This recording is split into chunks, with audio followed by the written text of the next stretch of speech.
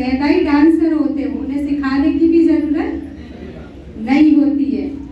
तो ये जो तन का डांस है ये सभी को आता है, लेकिन जो मन का डांस है ये सभी को नहीं आता है।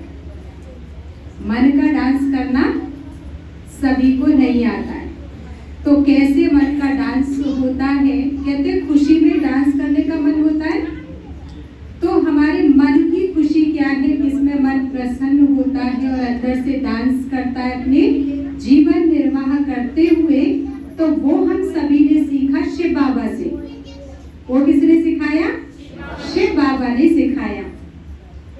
आज से कुछ समय पहले हम सभी क्या कर रहे थे? शिवरात्रि मना रहे थे, शिव जयंती मना रहे थे। मना रहे थे कि नहीं सभी? तो हम सभी शिव जयंती मना रहे थे, शिवरात्रि भी उसे कहा जाता है, मना रहे थे। और अभी क्या कर रहे हैं? अभी नवरात्रि शुरू होने जा रहे हैं। तो हम कर रहे थे शिवरात्रि से पहले 15 दिन पहले से हमने क्या किया था कि शिवरात्रि क्यों मनाई जाती है, उसका आध्यात्मिक रहस्य आप सभी को सुनाया था ना। और अब क्योंकि 2 दिन के बाद नवरात्रि शुरू होने जा रहे हैं, तो हमने ये सोचा कि आप सभी नवरात्रि का व्रत रखेंगे। और उससे पहले अगर हम ये नवरात्रि का प्रोग्राम रखें और शिव बाबा के बताए हुए विधि से अगर आप उसे करेंगे तो अवश्य ही आपको जीवन में लाभ मिलेगा। तो इस बात को आप सभी की उन्नति का ध्यान करते हुए इस प्रोग्राम को करने की प्रेरणा शिव बाबा ने हमको दी।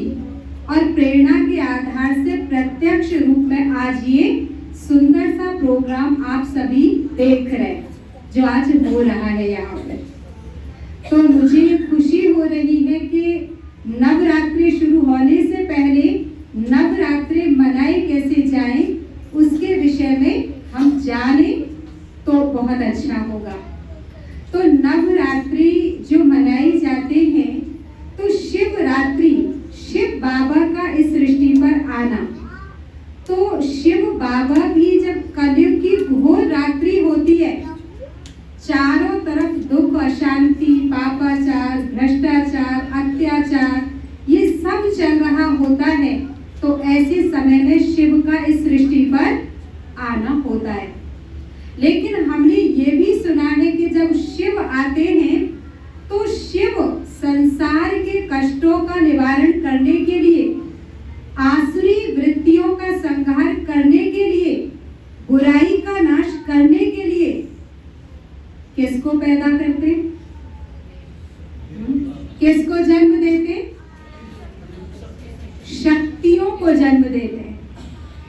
इसलिए कहा क्या जाता है, शिव ने शक्ति को जन्म दिया और शक्तियों ने असुरों का संहार किया। तो ये हम सब जानते हैं, लेकिन जन्म कैसे दिया इसे हम नहीं जानते। शक्तियों को जन्म शिव ने आकर के कैसे दिया इसका हमको पता नहीं है। तो वो आज हम सभी सुनेंगे। तो शिव बाबा का इस सृष्टि पर आना, तो शिव बाबा जब इस सृष्टि पर आते हैं तो हम नवरात्रों में जो पहला कार्य करते वो क्या करते कि कलश जल का भर करके कलश रखते। अब ये कलश तो आप रख देते जल से भर के कि सब रखते, तो आप भी रखते हो। तो ये जो कलश है ये किस बात का प्रतीक है? कलश किसका प्रतीक है जो हम भर के रखते हैं? ये जो कलश है ये है बुद्धि का प्रतीक, बुद्धि रूपी कलश। बुद्धि को क्या कहा गया? बुद्धि को कहा गया कलश। अब इस बुद्धि रूपी कलश में हम सब ने क्या भर के रखा हुआ है? बताइए क्या भरा हुआ है इसमें? बताइए। तेरी मेरी का पर चिंतन इस कलश के अंदर भरा हुआ है। और क्या भरा है आपने? अच्छा, और क्या? चुगली करना ये भरा हुआ है। भरा हुआ है? हाँ? आलस्य, अलबेलापन, हाँ, ये भरा है कि नहीं? हाँ? और क्या भरा है? क्रोध से भरा है, लालच से भरा है, मोह से भरा है, अहंकार से भरा है। तो ये जो घड़ा है हमने किस किस से भर के रखा हुआ है? अब आप बताइए, जब इन चीजों से मैंने इस बुद्धि रूपी घड़े को भरा हुआ है तो मेरे जीवन में सुख शांति कैसे आ सकती है? तो शिव बाबा ने हम बच्चों को इस बात को बताया कि बच्चे, तुम्हें इस घड़े को किससे भरना है? इस घड़े को ज्ञान के रत्नों से भरना है। दुआएं देना, दुआएं लेना, इससे इस घड़े को भरना है। सबके प्रति प्यार, अपने प्रति भी प्यार, इससे इस घड़े को भरना है। खुशी और आनंद से इस घड़े को भरना है। और जो हमारी बुद्धि रूपी घड़े में भरा होगा वही तो छलकेगा ना, वही तो बाहर आएगा। तो जिसकी बुद्धि के अंदर ये ज्ञान का खजाना, इन सब अच्छी अच्छी बातों से भरा हुआ घड़ा होगा, तो घड़े के ऊपर आप क्या रखते? श्री फल। जब हमारी बुद्धि में अच्छी बातें भरी है तो श्रेष्ठ कर्म होंगे, और श्रेष्ठ कर्मों का फल भी कैसा मिलेगा? श्रेष्ठ कर्मों का फल भी श्रेष्ठ होगा। तो इसीलिए कलश के ऊपर हम क्या करते हैं? ये फल रखते हैं। और क्या करते हो? दिया जलाते, जिसको हम कहते हैं ज्योति जलाना। तो हम ज्योति जगाते। तो ये जो ज्योत जगाते, जिसको हम क्या कहते हैं? दिया भी कहते हैं, दिया जलाना। अच्छा, दिया कितने दिन के लिए जलाते हो? 9 दिन के लिए आप दिया जलाते हैं। 9 दिन के लिए जलाते हैं। अब ये जो दिया है, ये तो आपने जला दिया, लेकिन इस दिए का मतलब क्या है? कि जो भी आपके सामने आए उसको सुख देना है, प्यार देना है, आनंद देना है, खुशी देनी है, सब कुछ ज्ञान बाबा ने जो दिया वो देना है। तो जब आप देंगे तो आपकी जो ये आत्मा की ज्योति है, ये सदा जगती रहेगी, सदा जगती रहेगी। देने से आत्मा की ज्योति जगी रहेगी।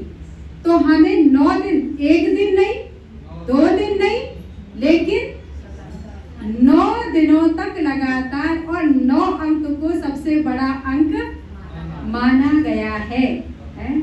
9 सबसे बड़ा अंक है। इसीलिए हमें क्या करना है? हर रोज देना है, देना है, देना है। देते रहोगे तो आपकी आत्मा का दिया सदा जगता रहेगा। तो इन 9 दिन में क्या करोगे? आप क्या करोगे भाई? दिया जलाना, कलश भी भर के रखना, श्री फल भी रखना, और साथ साथ क्या करना? किससे बुद्धि को 9 दिन तक भरना है? और कौन सा दिया जलाना है? वो दिया भी जलाना। देखो, जब दिया जलाते हैं तो ध्यान कितना रखते हैं? कोई भी घर के आप कार्य कर रहे हो तो बीच बीच में जाकर के क्या करते हो? ऐसा तो नहीं फुर्सत नहीं मिली, ऐसे कहते हो दिया जलाने के बाद फुर्सत नहीं मिली घी डालने की तो दिया जल नहीं पाए। लेकिन 9 दिन हम कितनी सावधानी के साथ उस दिए को बार बार देखते हुए उसमें क्या करते? घी डालते रहते, डालते रहते। इसी प्रकार से शिव बाबा हम बच्चों को भी क्या कहते हैं? बच्चे, सारे दिन कोई भी कारोबार करो, लेकिन कारोबार करते हुए भी बीच बीच में शिव बाबा की याद का जो घृत है वो आत्मा में क्या करो? डालते रहो। तो इसमें आप ये तो नहीं कहोगे फुर्सत नहीं मिली? फुर्सत तो हमें निकालनी होगी, क्योंकि जब हम देते जाएंगे तो अब क्या होगा? दिए की जो जो रोशनी है वो बढ़ती जाएगी और केवल हमारे ही जीवन का अंधियारा नहीं, लेकिन पूरे संसार का जो अंधकार है वो क्या होता चला जाएगा, वो मिट जाएगा और ये संसार उजाले से भर जाएगा। तो कौन सा दिया जलाओगे? देने का, देने का, जो भी आए उसे देना है। अच्छा, और क्या करते हो? दिया जगाया फिर व्रत नहीं रखते हो? व्रत भी तो आप रखते हो। क्या व्रत रखते हो? व्रत आप रखते हो, आज हम अन्न नहीं खाएंगे, 9 दिनों तक हम ये मिर्च मसाले वाला भोजन भी नहीं खाएंगे और नहीं खाते। तो 9 दिन जब हम मसालेदार भोजन, अन्न नहीं खाते, फल खाते, तो क्या होता है? शुद्ध आहार मेरे अंदर जाता है। तो शुद्ध आहार जाने से क्या होता है? आत्मा के अंदर अशुद्ध कोई भी संकल्प नहीं आते, और अगर अशुद्ध संकल्प नहीं आएंगे तो शुद्ध आएंगे। तो शुद्ध आने से मेरे अंदर क्या आने लगती है? शक्ति आने लगती है। और मैं क्या सोचती हूँ, माँ ने मुझे शक्ति दी और उनके बल से मैंने 9 दिन तक भूखे रह करके भी शक्ति का अनुभव किया। लेकिन 9 दिन में आप ध्यान क्या रख रहे थे? व्यर्थ चिंतन नहीं कर रहे थे, खाने पीने का बड़ा ध्यान रखा। अच्छा, इन 9 दिनों में किसने लहसुन प्याज वाला भी खाया? बताओ तो जरा। अरे माँ को कमजोर कर रहे थे। माँ को तो ताकत उसी से मिलेगी जो आप हर रोज खाते हैं, ये नहीं सोचा। माँ नहीं खाती तो बच्चे क्यों खाते? माँ से प्यार है। कहते दुनिया में जिसका किसी से प्यार होता है ना, तो प्यार के लिए, उसके लिए वो कुछ भी छोड़ने के लिए, आपने दुनिया में देखा है माँ बाप कितने प्यार से परवरिश करते बच्चों की, और अगर उनका किसी से दिल लग जाए तो वो उन्हें छोड़ के चले जाते हैं कि नहीं? आपको तो ऐसा कहा ही नहीं है माँ ने। घर गृहस्थी में ही रहो, लेकिन क्या करो, जो तुम भोग मुझे स्वीकार नहीं कराते तो वो तुम भी स्वीकार नहीं करो। क्यों ऐसा कहा? क्यों ऐसा कहा? क्योंकि जब हम अशुद्ध आहार सेवन करते हैं तो हमारे अंदर जो विचार है वो भी अशुद्ध होने लगते हैं, और जब हमारे विचारों में अशुद्धि आती है तो हमारा व्यवहार भी कैसा होता है?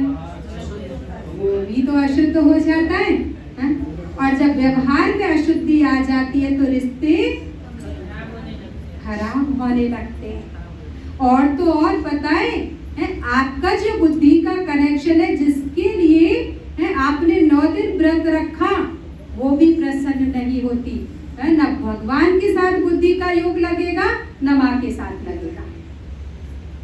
बुद्धि का कनेक्शन उनके साथ जब अशुद्ध होगी तो वो बुद्धि कैसे जुड़ेगी? नहीं जुड़ेगी ना। तो हम क्या चाहते? केवल 9 दिन तक माँ की छत्र छाया मिले, 9 दिन तक ही परमात्मा की कृपा दृष्टि हमारे पर बनी रहे, बाकी दिन संघर्ष में ही जाए। क्या चाहते हम? सदा सदा के लिए चाहते हैं ना। तो सदा के लिए चाहते हैं तो फिर सदा करना होगा ना। तो हम ये सोचते सदा कैसे हो सकता है? कोई बड़ी बात नहीं होती है। जब शुद्ध आहार खाते तो उसे अशुद्ध को देख करके अंतरात्मा उसकी स्वीकार अपने आप ही नहीं कर पाती है। तो हमें 9 दिन तक क्या करते? अशुद्ध भोजन खाना। क्यों खाना? उससे क्या होता है कि माँ के साथ बुद्धि का कनेक्शन सहज जुड़ा रहता है। और जिस दिन से आप खाना शुरू करें, कितनी याद आती है माँ की? बताओ। नहीं आती है ना। अच्छा, और क्या करते हो? जागरण होते, जगह जगह पर क्या करते लोग? बहुत बड़े बड़े पंडाल लगा करके जागरण करते। तो जागरण माना जागृति। किस बात की जागृति चाहिए? किस बात का जागरण करना है? हमें जागरण करना है, हैं? ये हमने कभी अपने आप से पूछा कि जागरण किसका करना है? हमारे अंदर काम, क्रोध, लोभ, मोह, अहंकार जैसी बुराई प्रवेश ना करने पाए, तो उसके लिए क्या करना है? जागृति रखनी है, सदा अलर्ट रहना है कि इन विकारों को मुझे अपने अंदर प्रवेश नहीं होने देना है। तो जब हम ऐसे जागरण करेंगे, ऐसी जागृति लाएंगे, तो माँ प्रसन्न होगी ना। सारे दिन आप गुस्सा करते रहो, सबके साथ व्यवहार गलत करते रहो, तो क्या होगा? माँ खुश होगी? माँ को तो खुशी नहीं होगी। तो इस बात का भी हम बहुत ध्यान रखते हैं। और क्या करते हो? व्रत पूरा करके क्या करते हो? कन्याएं खिलाते ना, कितने प्यार से कन्याएं खिलाते हैं। कन्याओं के लिए कहा गया है कि कन्याएं क्या होती है, जब जन्म लेती है ना, तो क्या कहते हैं? हमारे घर में लक्ष्मी आई है। देखो, हमारे घर में लक्ष्मी आई है। तो लक्ष्मी किनके घर में आएगी? जिनके जो लक्षण हैं, जो चाल चलन है बहुत अच्छे होते, तो ही तो लक्ष्मी आएगी। तो हम घर घर में क्या करते? कन्याएं खिलाते हैं, कन्याओं को अपने घर में बुलाते, उनको खिलाने के बाद ही फिर खुद खाते हैं। तो क्योंकि कन्याओं को माना जाता है पवित्र, कन्याओं को पवित्र माना जाता, उनकी बुद्धि को निश्चल माना जाता है, उनकी बुद्धि में कोई छल कपट नहीं होता है, ऐसा कहा जाता है। इसीलिए आप कन्याओं को ढूंढ ढूंढ के उस दिन जरूर भोजन खिलाते हैं। तो यहाँ पर हम सभी क्या देख रहे हैं कि जो लक्ष्मी जी को दिखाया है, तो उनके हाथ में क्या दिखाया है? लक्ष्मी जी के हाथ में कमल दिखाया है। देख रहे हैं ना सभी? लक्ष्मी जी के हाथ में क्या है? कमल। तो कमल किस बात की निशानी है? कमल जो निशानी है वो पवित्रता की निशानी है। घर गृहस्थ में रहते हुए आप कैसे बने? कमल पुष्प के समान बने। जैसे क्या होता है कि हमारा कमल को कहा गया कमल न्यारा और प्यारा होता है। कमल कहाँ रहता है? कहते कीचड़ के अंदर, बहुत बड़ा जाल होता है उसके अंदर, और उसके अंदर से कमल बाहर निकल करके खिलता है, उस जाल से बाहर निकल के खिलता है ना? तो कमल बाहर आकर के खिलता है और सबको अपनी ओर आकर्षित भी करता है। अब ये जो संसार है, ये क्या है? ये भी क्या है? एक जाल है, ये एक बुराई का दलदल है। तो इसमें से हमें क्या करना है? अपने आप को निकालना है। उन सबके साथ रहते हुए भी कैसे रहना है? डिटैच होकर के रहना है। जैसे अगर आपका किसी के साथ अटैचमेंट है, किसी के साथ भी आपका अटैचमेंट है, तो आप ये देखिए कि अगर एक को दुख होगा तो जितने उससे अटैच होंगे उन सबको क्या होगा? दुख होगा। जैसे मान लीजिए जैसे जुड़वा बच्चे होते हैं ना, अब वो जुड़वा जो बच्चे अगर आप ऑपरेशन करके उन्हें अलग अलग ना कराएं तो क्या होगा? एक चाहता मैं बैठूं, दूसरा कहेगा मैं तो बाहर जाऊंगा, तो उसे भी उसके साथ साथ क्या करना पड़ेगा? बाहर जाना पड़ेगा। एक कहेगा मेरे को ये करना है, दूसरा कहेगा ये करना है, तो क्या हो जाएगा? उसमें खींचातान हो जाएगी। तो वो जीवन कैसी होगी बताओ? और अगर ऑपरेशन करके उन्हें अलग कर दिया तो एक को अगर बाहर जाना है भले जाए, और दूसरे को घर पे रहना है वो भले रहे, तो फिर उससे किसी को दिक्कत नहीं होगी। तो ये तो एक शरीर का अटैच होने के कारण कितनी परेशानी हो जाती है। इसलिए उनका कितना महंगा ऑपरेशन करके भी क्या करते हैं? उनको अलग अलग कर देते हैं। इसी प्रकार से हमारा भी गृहस्थी में रह करके क्या हो जाता है? अटैचमेंट हो जाता है। और जब अटैचमेंट होता है तो उसके कारण से हम दुखी रहते हैं। उसके कारण से क्या होते रहते? होते रहते। तो इसलिए शिव बाबा हमें कहते हैं बच्चे तुम्हें घर नहीं छोड़ना है, हैं? तुम्हें कोई ये नहीं कहना घर छोड़ दो, लेकिन बुद्धि से क्या छोड़ दो, जो अटैचमेंट है वो छोड़ दो। क्यों छोड़ दो? क्योंकि अगर एक कष्ट में है तो दूसरा अगर अटैच नहीं है तो वो उसे समझा करके ठीक कर देगा, और अगर दोनों का अटैचमेंट होगा तो कौन किसको ठीक करे। इसलिए आप देखो दुनिया के हालात ऐसे बन जाते हैं, तो शिव बाबा ही एक ऐसा होता है जो कि सबसे प्यार है लेकिन किसी में अटैचमेंट उसका नहीं होता, और वो हमें आकर के कैसे इस अटैचमेंट से क्या करता है, छुड़ाता है, कैसे डिटैच करता है और कैसे अपने आप से बुद्धि को जुड़वाता है। और जब ऐसा होता है तो हम अपनी लाइफ में क्या करने लगते हैं, सुख का अनुभव करते हैं। तो इसीलिए लक्ष्मी जी कहती है कि जहाँ पर डिटैच होकर रहते हैं तो वहाँ प्यार भी होता है। तो मैं कहाँ रहती हूँ, जहाँ पर किसी का किसी से अंदर से ऐसा अटैचमेंट नहीं है जो दुखदाई हो, तो ऐसा अटैचमेंट ना हो।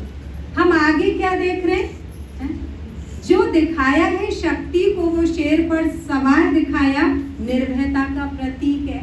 कमल पे विराजमान, घर ग्रस्त में रहते हुए न्यारेपन का प्रतीक है, और हाथ में जो त्रिशूल है ये 3 देवियों का प्रतीक है, लक्ष्मी जी और सरस्वती जी और शक्ति, इन तीनों का कंबाइंड रूप ये त्रिशूल शक्ति रूप दिखाया है। और इसमें इस बात को बताया है कि जहाँ पर पवित्रता है, माना जहाँ पे पवित्रता माना मन वचन कर्म में पवित्रता है, तो वहां पर क्या है, सुख भी होगा, शांति माना शक्ति भी होगी जीवन में और सुख भी होगा। लेकिन कहते हैं ना कि पवित्रता ही सुख और शांति की जननी है। तो जब तक हम अपने जीवन को, अपने मन को, वचन को, कर्म को वाइट नहीं करेंगे, सरस्वती के समान नहीं बनाएंगे, अपनी बुद्धि को हंस बुद्धि नहीं बनाएंगे। हंस के लिए क्या कहते हैं, हंस के लिए कहते हैं कि हंस क्या करता है, मोती चुग लेता है और पत्थर को छोड़ देता है। और अगर एक हंस की ये विशेषता है कि अगर आप दूध को और पानी को मिक्स कर दो तो उसमें से वो पानी को छोड़ के दूध को ग्रहण कर लेता है। और देखिए उसकी सवारी माँ सरस्वती की दिखाई है। तो हमें शिव बाबा इस समय आकर के क्या कर रहे हैं, कैसी बुद्धि वाला बनाते, हंस बुद्धि वाला बनाते हैं। कि इस दुनिया में कंकड़ पत्थर भी हैं तो मोती भी हैं, लेकिन आपको करना क्या है, कंकड़ पत्थर छोड़ करके मोती ही चुगने और बाकी छोड़ देना, यही तो ज्ञान है? तो मेरा सारे समय ध्यान कहाँ होना चाहिए, जिसके भी अंदर जो अच्छाई है वो तो मुझे लेनी है और जो बुराई है वो छोड़ देनी है। सारे समय बस पारखी जो मेरी नजर हो, मेरी जो बुद्धि हो वो कैसी हो, हंस की तरह हो। तो इसमें इस बात को बताया है कि जहाँ जिसके जीवन में पवित्रता होती है उसे अपने जीवन में सुख शांति को लाने की मेहनत नहीं करनी पड़ती, क्योंकि सुख शांति की जननी माना माँ वो कौन है, वो कौन है, पवित्रता। और सरस्वती का जीवन पवित्रता से भरा हुआ है। और ये जो संगम युग चल रहा है, इस संगम युग पर परमात्मा ने अनेक सरस्वतियों को इस सृष्टि पर पैदा कर दिया है। सरस्वती के रूप में अनेक देवियां इस सृष्टि पर इस समय उतरी हुई हैं, अनेक देवियां, और पूरे विश्व में फैली हुई है। शायद आपको पता हो कि शिव ने अनेक शक्तियों को जन्म दिया है और वो सब शक्तियां मिलकर के क्या कर रही हैं, इस सृष्टि के कल्याण का, इसको पवित्र बनाने का, इसका उद्धार करने का कार्य कर रही है। क्या आपको पता है कि शिव ने शक्तियों को जन्म दे दिया है और बस अब वो असुरों का संहार करने में लगी हुई है। असुर कोई बाहर में भी नहीं है। असुर सबके अंदर कहाँ बैठे? अंदर में बैठे। किस रूप में बैठे? बुराई के रूप में बैठे। तो परमात्मा ज्ञान जो ब्रह्मा कुमारी बहनें हैं, वो परमात्मा ज्ञान दे करके हमारे अंदर की आसुरी वृत्तियों का नाश करने में हमारे लिए मददगार बन रही है। इसलिए क्या करना है? परमात्मा शक्ति से अपने मन को, अपने वचन को, अपने कर्म को, अपने संबंधों को कैसा बनाना है? शुद्ध और मधुर मीठा बनाना है। और इसके सिवाय कोई और उपाय नहीं है। तो हमें अब जो नवरात्रे आएंगे तो आप सभी कैसे मनाओगे? कैसे मनाओगे? जब हमारे अंदर में पवित्रता आती है, भगवान हमारे अंदर जो बीज बोता है, तो वो बीज जब हम सारे संसार में बोते हैं तो सूखे में हरियाली आ जाती है। इसलिए आप और क्या करते हैं? नवरात्रों में जौ बोते हैं और उससे कैसे हरियाली अंकुर फूट आते। तो ऐसे ही एक एक से अनेक अनेक को देते जाएंगे तो सबके जीवन में क्या आ जाएगी? हरियाली आ जाएगी। और जब हरियाली आ जाएगी तो सबका जीवन सुख से भर जाएगा। हाँ? तो ये सारे जो रूप हम सब देख रहे हैं ये किसी और के नहीं है, लेकिन हम सभी के ही एक के ही ये अनेक रूप जो देवी के रूप में दिखाए गए। वैसे तो कोई भी देवी को 8-10 हाथ नहीं होते। देखते ना, देवियों को 8 हाथ दिखाएं या 10 हाथ दिखाएं। आपने कभी सोचा कि मेरे घर में अगर बेटी जन्म ले और 4 हाथ वाली हो जाए तो क्या होगा? आपका क्या होगा? खुश होंगे? आप खुश नहीं होंगे, आप डर जाएंगे। हाँ? अगर किसी को 5 की जगह 6 उंगली हो तो चिंता हो जाती है, ये अच्छा नहीं लगेगा, इसकी एक जो उंगली एक्स्ट्रा है ना, इसका ऑपरेशन करके इसे निकालो, अच्छा नहीं लग रहा। तो 8 हाथ वाली देवी के विषय में आपने सोचा नहीं? कोई 8 हाथ वाला ऐसा होता है? वास्तव में देवियों को भी हाथ 2 ही होते हैं, लेकिन जब शिव बाबा इस सृष्टि पर आते हैं तो अपनी शक्तियां उनको इतनी एक्स्ट्रा देते हैं, तो उस शक्ति को हाथों के रूप में दिखाया है। जो शक्ति दी भगवान ने, शिव बाबा ने जो हमें शक्ति दी, वो भुजाओं के रूप में दिखा दी गई है। तो इसीलिए परमात्मा ने हमें शक्तियां दे करके बनाया, अष्टभुजाधारी नव देवी दुर्गा बनाया। तो वो बनने का जो समय है वो अब चल रहा है।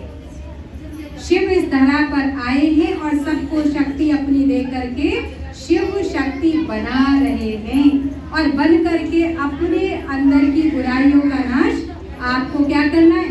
स्वयं ही करना है। आपको दूसरा करेगा नहीं, आपको स्वयं करना है। तो इस विधि से आप सभी ने क्या करना है? नवरात्रे इस बार मनाने हैं। ज्योति जगाना, लेकिन आत्मा की ज्योति भी निरंतर जगा के रखना। कलश भी भरना, लेकिन बुद्धि रूपी कलश को खाली नहीं छोड़ना, उसे भी भरना है। ठीक है? तो ये सारी बातों को याद रखते हुए सच्ची सच्ची आपने नवरात्रि मनाने हैं, जिससे शिव बाबा और देवी माँ सब प्रसन्न हो जाएं और आपके जीवन में खुशहाली आ जाए। व्रत ना खाने का भी रख लेना, क्योंकि आजकल खाने से भी क्या हो जाता है? खाने से भी बहुत सारी बीमारियां हो जाती हैं। इसलिए इस मशीनरी को रेस्ट देने के लिए भले व्रत रखना, लेकिन ये मत सोचना कि अन्न ना खाने से देवी माँ प्रसन्न होती है, ऐसा नहीं है। लेकिन बुराई का त्याग करना, कोई न कोई आप संकल्प लेना। इस बार नवरात्रों में क्या व्रत लेना कि जिनको सुबह जल्दी उठने की आदत नहीं है, तो 9 दिन क्या करना? ये संकल्प ले लेना कि मुझे हर रोज सुबह जल्दी उठना है। ठीक है? और जिसे गुस्सा करने की आदत है, वो ये संकल्प लेना 9 दिन के लिए कि मुझे चाहे कुछ भी हो जाए, लेकिन किसी भी कारणे अकारणे क्रोध नहीं करना है। ठीक है? तो इस प्रकार का व्रत आप रखेंगे तो तो अवश्य ही आपको भी लाभ मिलेगा और आपके आसपास रहने वालों को भी इसका लाभ मिल सकेगा। तो आइए हम सब मिलकर के ऐसे ऐसे नवरात्रे अवश्य ही मनाएंगे। आप सभी को आने वाले जो नवरात्रे उस सभी की ढेर सारी शुभकामनाएं, नवरात्रों की बहुत बहुत शुभकामनाएं। ओम शांति।